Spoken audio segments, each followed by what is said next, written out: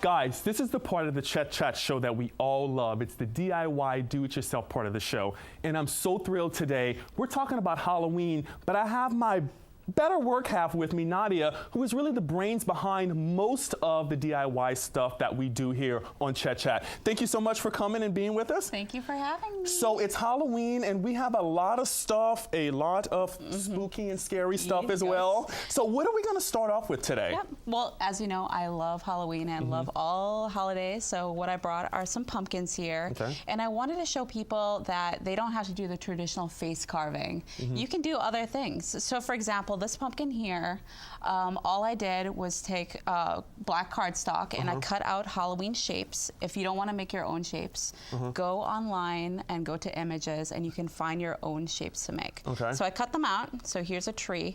I used glitter glue and I highlighted some key aspects, let them dry overnight, and then I'm ready to stick them on. You know what's great about this idea is because you know, we also want to incorporate a little design time with this.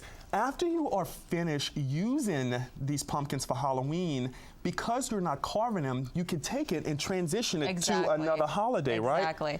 And I use these adhesive squares. They're for scrapbooking, but they're perfect because they stand out a little bit and it makes it look more 3D. So right when you're done with Halloween, rip off your design and make a Thanksgiving design. So is this something that parents can do with their kids or teachers can also do with their students? Yeah, and I think it's really easy as well. And for kids, they'll learn how to cut and all that good stuff. So, and I mean, cutting out shapes is not very difficult. No, and that's probably very good for kids to do the cut out shapes. I mean, I love this. It speaks spooky, but it's not, like you said, the traditional carving of the Halloween pumpkin. Great ideas. Perfect. So we're gonna go to this next. Exactly. So again, you don't want to do the traditional Halloween, but you still want to bring some color into your decor. Cut a hole in the top of your pumpkin. Take out all the insides. The better you clean the inside out, the less it will rot and the longer it will stay beautiful. I use mums here. You're gonna find them at any plant gallery.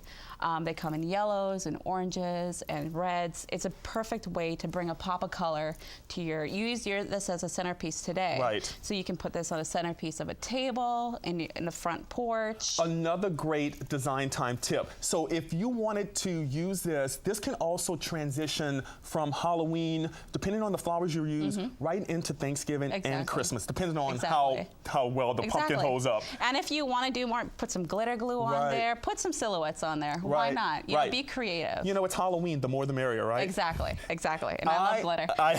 So hey. I love what these pumpkins are. I mean, I see definitely a Who Dat pumpkin. Exactly. Is that right? We have to. Okay. Right, you have to. My husband's a huge States fan, so we have to do the Who Dat. So talk to me about how these are done, because these are like pieces of art. They're beautiful. You would never guess that these are made from dollar store items. Got this from the dollar store and I painted it. For example, this one I used bronze paint, just acrylic paint. I painted it. Here's a tip. Put push pins on the bottom, so that way when you paint your pumpkin, it's not going to touch any surface, and it will stand up. So after you let it paint, you let it dry overnight. You can then bedazzle it. I love some bedazzling. Exactly. Sequins, beads. Use some clear glue, some clear drying glue, and go for it. Once again, another great idea for kids to be involved as well. So is this, you know, where do you get these beads from? How do people purchase those beads? Just go to the arts and crafts store. And honestly, I had these laying around my house. I had these at my house. So you reuse some of the things you already have. So it's probably best to go ahead and check out some of the things you have around your house before you actually go out and buy something, because you may be able to find some of that stuff. And it's a really good thing, be organized. Keep all your beads and your bedazzling tools in one container. Then it's easy to find. And you don't have to go and search your whole closet. And how long does something like this, Nadia, take to perform? I would say since I use acrylic paint, it only took an hour to dry. And then I used clear drying paint, which glue, which took about 2 hours to dry. Maybe 3 hours. So the first step on this, because I'm so intrigued by this, is to paint the pumpkins. Once that's done, then you decide which tools you're going to put on it, and then you bedazzle it from there. And then it's really the drying time that takes time.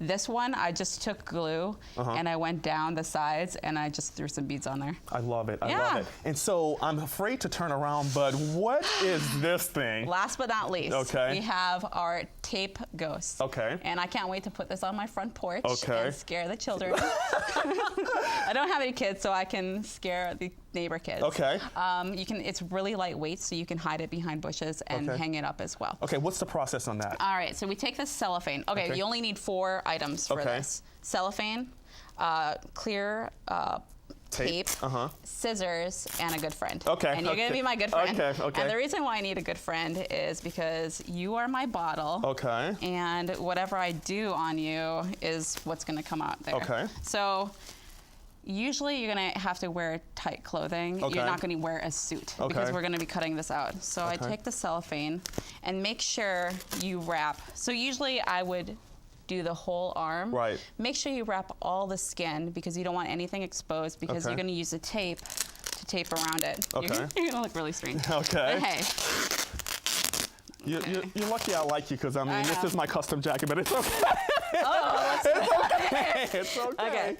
So then you take your scissors. Okay. Make sure once you do this, you're gonna do it a lot. You're gonna go over it like a few dozen times. And since for TV purposes, we have this. Okay. So this is my hand. I made it.